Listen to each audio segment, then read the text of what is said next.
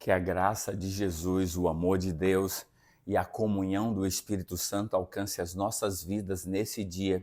Estamos juntos mais uma vez para ouvirmos a palavra de Deus. Deus quer falar com você e comigo. E Deus fala comigo e com você de forma audível pela sua palavra. E nós precisamos estar abertos para ouvir.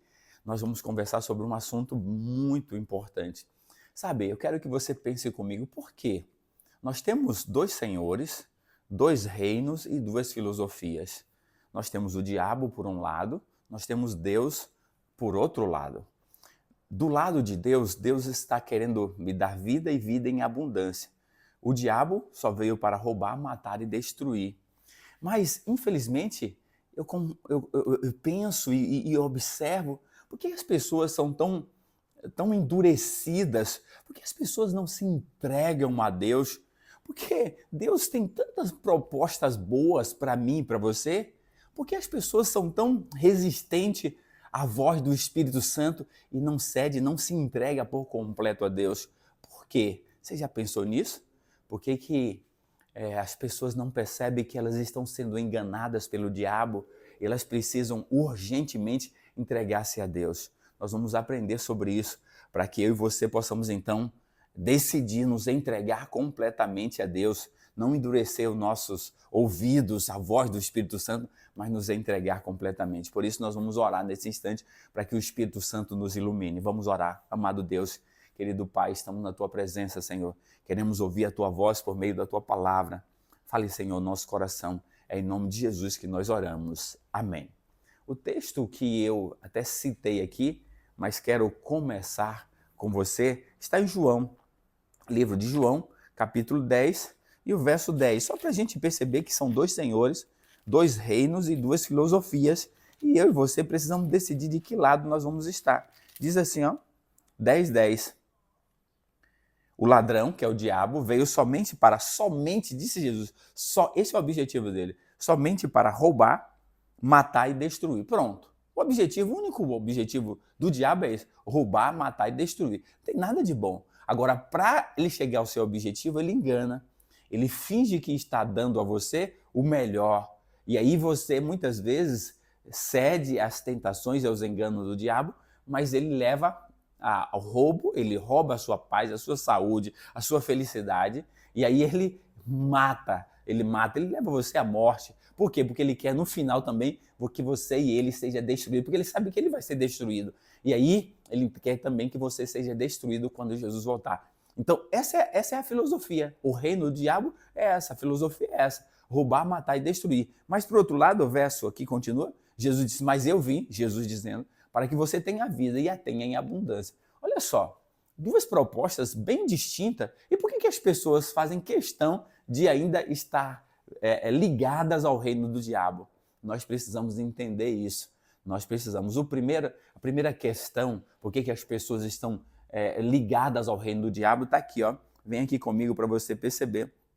Segundo Coríntios, capítulo 4, verso 3 e 4, diz assim, ó, Paulo dizendo, mas se o nosso evangelho, as boas novas de salvação, mas se o nosso evangelho ainda está encoberto, é para os que se perdem que está encoberto. Ou seja, não é para estar encoberto. O nosso evangelho é um evangelho claro, verdadeiro. Mas se alguns não querem, é porque eles estão ficando na sua escuridão, estão sendo enganados. Por quem? Aí ele diz aqui, ó, estão encobertos para aqueles que se perdem, nos quais, esses que vão se perder, que não aceitam a proposta do evangelho de Cristo, nos quais o Deus desse século, o diabo, cegou o entendimento dos incrédulos, para que não lhe resplandeça a luz do evangelho da glória de Cristo, o qual é a imagem de Deus. Então o objetivo do diabo é manter as pessoas cegas no quesito espiritual. Por quê? Porque se elas ficam cegas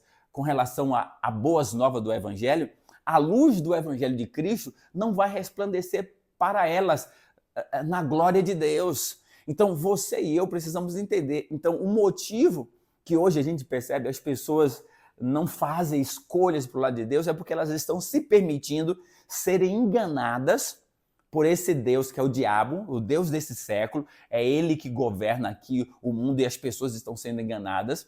Ou seja, Deus não força, mas o diabo força. E aí essas pessoas, elas mantêm-se enganadas pelo evangelho, porque não quer permitir que a luz do evangelho de Cristo brilhe sobre as suas vidas, para que elas possam ser salvas. Então, é a liberdade que todos nós temos e nós estamos escolhendo, e as pessoas estão escolhendo seguir esse enganador. E aí, um outro item que é muito interessante para a gente perceber, está aqui, ó, Marcos capítulo 8, para a gente perceber, Jesus trazendo uma abordagem bem interessante, capítulo 8, a partir do verso 27, para a gente poder perceber. Jesus estava com os discípulos e olha essa história. Eu vou ler aqui a partir do verso 27, porque é muito interessante para a gente entender. Diz assim: então Jesus e os seus discípulos partiram para a aldeia de Cesareia de Filipe.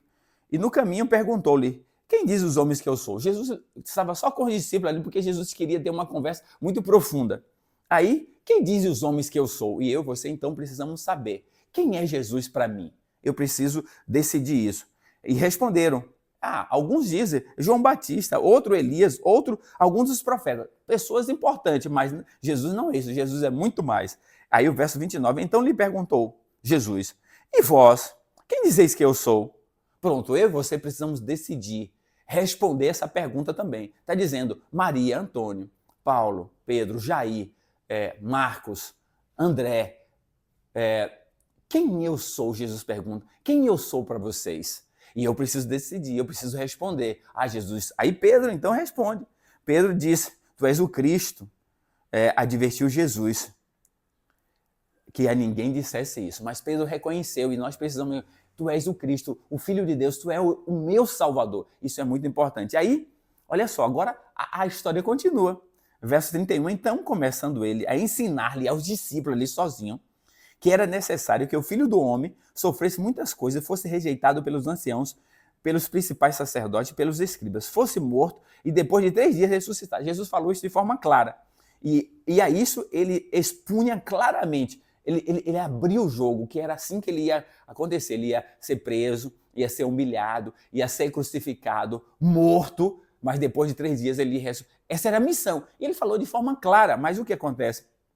Aí diz aqui, ó, verso 32, e isso ele expunha claramente, mas Pedro, chamando Jesus à parte, começou a reprová-lo. Não, Jesus.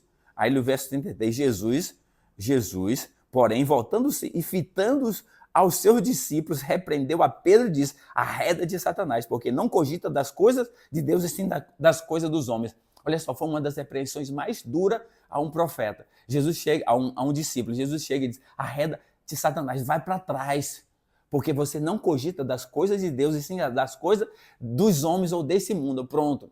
Outro problema que as pessoas não se entregam a Deus é porque as pessoas estão cogitar, pensar, meditar, querer. Então as pessoas estão só querendo esse mundo. A perspectiva aqui e agora, quando Deus tem uma eternidade. Então Pedro estava nessa perspectiva. Sabe, o sofrimento de Cristo, a morte, a humilhação. Ele não queria, por quê? Porque ele queria que Jesus implantasse um reino terrestre.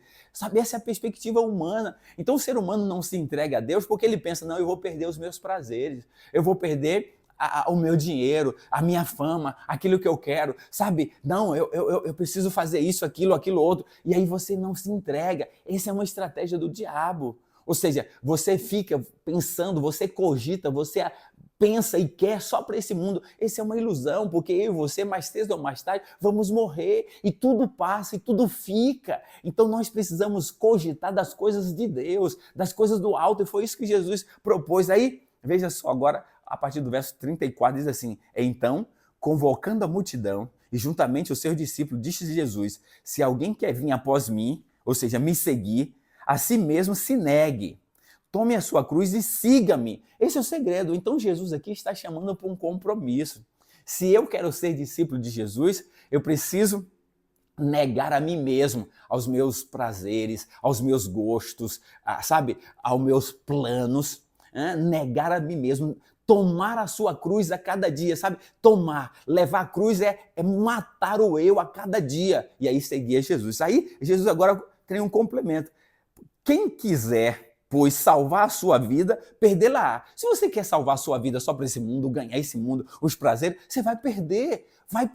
Aí Mas ele diz, e quem perder a vida por causa de mim, de Cristo, do evangelho, salvar-lhe-á. Então, se você renunciar a tudo nesse mundo, mas por amor a Cristo e ao evangelho, você vai ganhar tudo. Essa é a promessa. Então, nós precisamos viver essa perspectiva. Mas aqui é um compromisso. Aí Jesus diz assim, que aproveita o homem ganhar o mundo inteiro e perder a sua alma? Que daria o homem em troca da sua alma? Jesus faz pergunta muito óbvia e lógica. Que adianta você ganhar o mundo todo, você ser rico demais, você ser famoso, você ter tudo, ter os prazeres, isso e aquilo, para não renuncia, mas você vai morrer. Você vai passar, e se você não tiver a eternidade, esse é o maior problema, é o maior prejuízo. Então Jesus está clamando a você e a mim, porque ele tem uma vida eterna para mim. Ele diz, eu sou a ressurreição e a vida, quem crê em mim, ainda que morra, viverá. Então, a proposta de Jesus é uma vida eterna, é uma vida plena. E aí as pessoas estão endurecendo o coração porque não querem fazer compromisso com Deus. Esse é um problema. E aí, Paulo vai dizer em Hebreus capítulo 3, verso 7, se hoje ouvires a sua voz, a voz do Espírito Santo, não endureçais o vosso coração. Deus está chamando você para uma entrega agora. Eu sei que tem que ter renúncia, lógico, é compromisso, é algo que é eterno, mas vale a pena. Não fique preso a esse mundo porque é uma ilusão. Por isso Jesus está chamando a você a tomar uma decisão, deixar de ser enganado pelo diabo, viver um compromisso com ele, negar a si mesmo, tomar sua cruz a cada dia e segui-lo. Porque que adianta o homem ganhar o mundo inteiro e perder a eternidade? De nada vale. Por isso agora, por favor, entregue a sua vida a Jesus, deixe Ele guiar para que você possa fazer a vontade de Deus e viver uma vida plena aqui e a perspectiva real da eternidade. Que Deus te abençoe e vamos orar. Amado Deus, obrigado pela tua palavra. Ajuda-nos, Senhor, a nos entregar completamente a ti, para que possamos estar do teu lado, diante da tua, fazendo a tua vontade. É em nome de Jesus que nós oramos. Amém.